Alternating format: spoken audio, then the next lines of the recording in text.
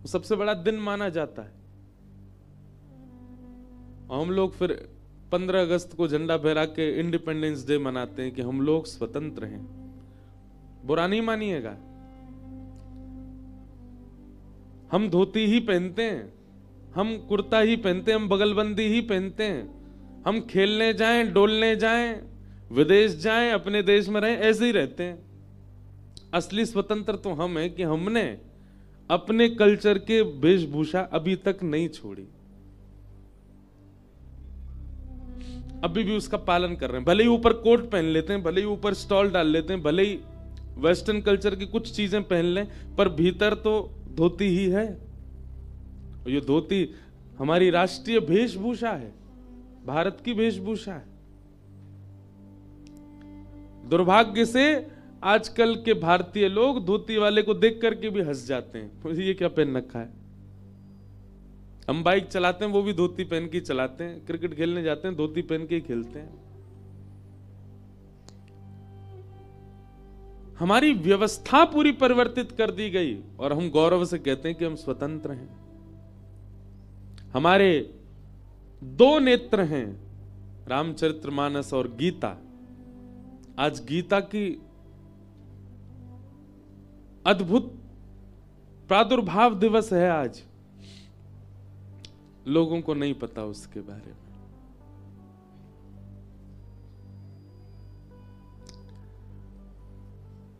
तो हमारी प्रार्थना है, जितने भी अगर यहां कोई टीचर बैठे हैं, जितने भी स्कूल्स हैं भारत के, क्योंकि कॉलेज में भी परिवर्तन करने से कोई फायदा नहीं है। हम जाते हैं कई कॉलेज के सेमिनार्स में, लेक्चर देने, वहां भी बच्चे, अब निर्माण तो स्कूल में ही होता है, वहां परिवर्तन बहुत जरूरी है। कुछ ना भी करें, कम से कम हमारे स्कूल्स के जो व्यवस्थाएं हैं वो ऐसी हो जाएं कि कम से कम गीता जयंती, ऐसे उत्सवों को तो श्रेष्ठ आप देखो, दशहरा लोग मनाते हैं, रामनवमी लोग मनाते हैं, जन्माष्टमी लोग मनाते हैं।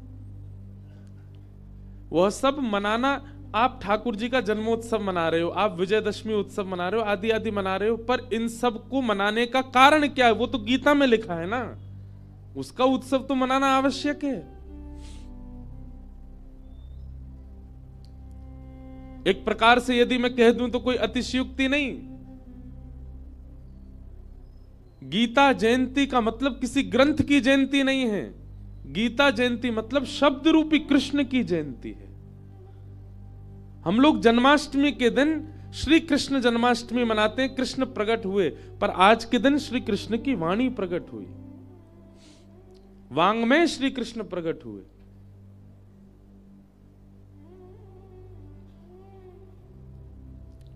इसलिए हमारी प्रार्थना है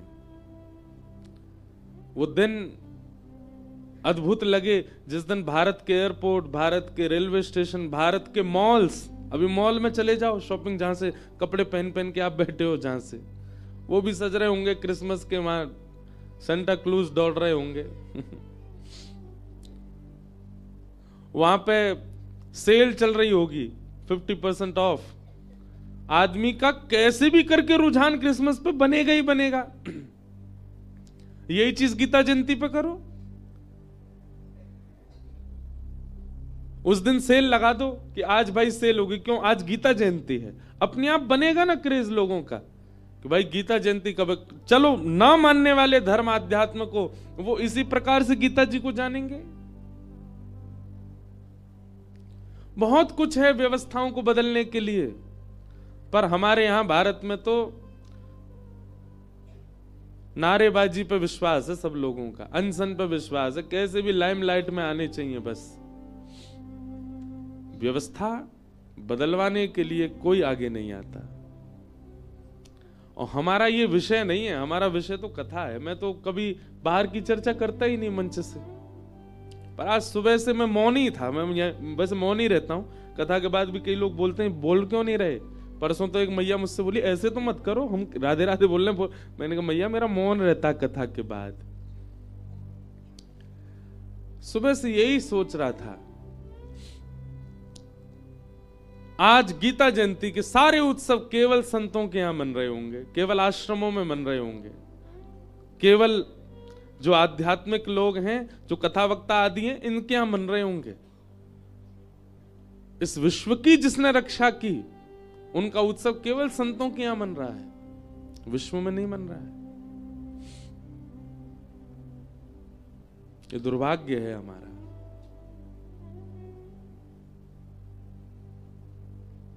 इसलिए हमारी प्रार्थना है, माता पिताओं से तो नहीं कह सकते, नहीं बदलेंगे माता पिता, वो बेचारी अपनी तरफ से बहुत कर रहे हैं कोशिश। परिवर्तन तो स्कूलों से ही हो सकता है।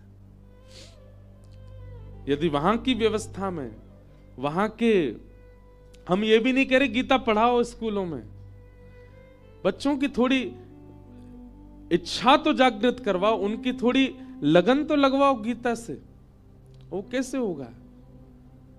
ऐसे ही करना पड़ेगा। अब होता है गीता जयंती पर बहुत स्कूलों में होता है, पर सब में नहीं होता। क्रिसमस सब जगह होता है, न्यू ईयर सब जगह होता है, गीता जयंती भी सब जगह हो। हमने अभी अभी एक ग्रंथ मंगाया, गीता प्रबोधिनी। मंच पर बैठती मुझे याद आया स्वामी श्री राम सुखदास जी, जिन्होंने इस पृथ्वी को पवित्र किया, इस भूमि को पवित्र किया, जहां बैठ के आप कथा सुन रहे हो। यहीं विराजते थे महाराज जी, जिनका एक बहुत प्रसिद्ध स्लोगन है, सबको याद होगा, हे नाथ मैं आपको कभी भूलूं नहीं। स्वामी श्री राम सुखदास जी महाराज, ये गीता भवन में ही, यहीं इन्हीं वृक्षों के नीचे बैठकर के महाराज जी ने साधना की। उनके द्वारा आज हम पहली बार मंच से कह रहे हैं, उनके द्वारा लिखित मतलब भगवत गीता का एक तो सीधा अर्थ, और फिर उसके बाद स्वामी जी का जो उसके प्रति भाव है, दृष्टिकोण है, अगर वो सूक्ष्म रूप में देखना हो तो आप गीता प्रबोधिनी, गीता प्रेस गोरखपुर की आज ही खरीदिएगा। आज गीता जयंती है, और खरीदने के बाद नित्य 4 श्लोकों का अर्थ पढ़िए।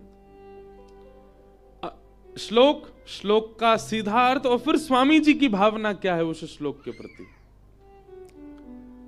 आपको अनेक प्रश्नों के उत्तर मिल जाएंगे।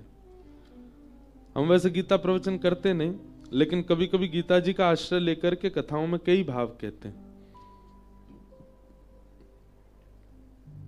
श्रीमद् भगवत गीता में अनेक श्लोक ऐसे हैं जो वैसे तो पूरी गीता ही करणीय है, अपने जीवन में उतारने योग्य है, परंतु 2 युगल श्लोक हैं भगवत गीता में। युगल श्लोक बोले तो मतलब एक बोलेगा तो दूसरा संग में बोलना ही पड़ेगा, नहीं तो वो पूरे नहीं होंगे।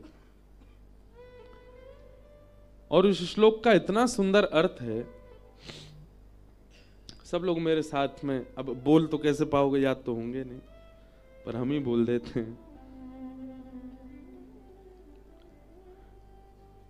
ध्यायतो विषयां पुंस संगस्तेषु उपजायते संजात संजायते कामात् क्रोधोऽभिजायते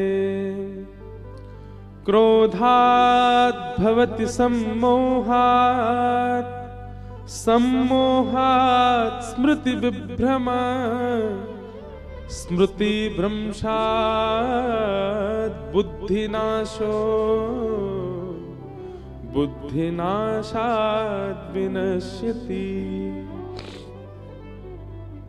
भगवान, ये श्लोक पता है कैसा श्लोक है? हर व्यक्ति को अपने वॉलपेपर पे, अपने फोन के वॉलपेपर पे इस श्लोक लिख के रखना चाहिए। वॉलपेपर लगाओ इस श्लोक का, अपने फोन का जो कवर होता है उस पर पीछे लिखो, नित्य इस श्लोक को देखो। भगवान आपको नाश से, विनाश से बचने का कारण बता रहे हैं इस श्लोक में। भगवान कहते हैं व्यक्ति के सर्वनाश का कारण क्या है, ये पूरा भगवान ने एक साइकिल बताई है इन 2 श्लोकों में। बहुत ध्यान से सुनिएगा। ध्यायतो विषयां पुंस, हमारे विनाश का सबसे पहला बीजारोपण कब होता है? सब लोग इधर देखिएगा और जो सो गए उनको उठा दीजिएगा। हमारे विनाश का सबसे पहला बीजारोपण कब होता है? जैसे ही हम विषय का ध्यान करते हैं। विषय का मतलब, मान लीजिए आप पीते नहीं हैं, आप खाते नहीं हैं, आप कुछ गलत करते नहीं हैं, लेकिन आप सोच रहे हैं कभी पी के देखूंगा होता क्या है। ठाकुर जी कहते हैं जिस दिन आपने ध्यान किया, ध्यायतो विषयाम पुंसः। मेरे सारे मित्र धुआं उड़ाते हैं, एक बार मैं भी तो देखूं। अब आपने किया नहीं है, वो केवल सोचा है। भगवान कहते हैं जैसे ही आपके ध्यान में विषय आता है, बीजारोपण उसी समय हो जाता है। अब वही लेके जाएगा आपको विनाश तक। ध्यायतो विषयाम पुंसः संगस्तेषुपजायते। विषय का ध्यान करने से उसमें संग करने की इच्छा प्रकट होती है। उसको भोगने की इच्छा कहां से प्रकट हो जाती है? हमने सुना है मदिरा बहुत कड़वी होती है, लेकिन व्यक्ति कितने चाव से पीता उसको। क्यों? क्योंकि कभी ना कभी उसने ध्यान किया था। ध्यायतो विषयाम पुंसः। विषय का ध्यान करते ही वो ध्यान ही एक दिन उसके संग तक ले जाएगा। ध्यायतो विषयाम पुंसः संगस्तेषुपजायते संगात संजायते कामः। अब देखो यहां बहुत सारे उत्तर मिलेंगे आपको। भगवत गीता अद्भुत है। जैसे ही आप संग करने के लिए जाएंगे, मतलब पहले तो आपने विषय का ध्यान किया, अब विषय भोगने के लिए जब आप तत्पर हुए और विषय को भोग लिया, तो वही विषय भोग से आपके भीतर एक दुर्गुण प्रकट हो जाएगा, काम। क्या प्रकट होगा? काम। व्यक्ति के अंदर उत्ताल काम यदि है तो निश्चित है कि वो बहुत भोग भोगता है, बहुत विषय भोग रखे हैं उसने, इसलिए उसके अंदर काम प्रचंड रूप धारण करके है। विषय का ध्यान करते हैं तो ध्यान से भोगने की इच्छा होती है, और विषय जब हम भोग लेते हैं तो विषय भोग से हमारे भीतर काम उत्पन्न होता है। और काम जब आता है तो अपने प्रिय मित्र को संग लेकर के आता है। काम के प्रिय मित्र का नाम क्या है? अच्छा, अब एक चीज बहुत ध्यान से सुनना। काम जो है ना, वो दिखता नहीं मानव का। किसी किसी को ही पता चलता है कि इस व्यक्ति के अंदर काम है, लेकिन काम का एक रिप्रेजेंटेटिव होता है जो हमारे सबके मुंह पे दिख जाता है, और उसका नाम क्या है? कामात् क्रोधो विजायते। अगर व्यक्ति के अंदर अति से ज्यादा क्रोध है तो इस बात का प्रमाण है कि उसके भीतर काम है। काम के मित्र का नाम है क्रोध। काम जहां जाता है वहां क्रोध को, काम स्वयं तो छुपा रहता है, आपको ऐसा देखने में लगे ओहो ये तो बड़ा साधु पुरुष है, बड़ा सीधा व्यक्ति है, ये तो बड़ा सरल व्यक्ति है, बड़ा शांत व्यक्ति है,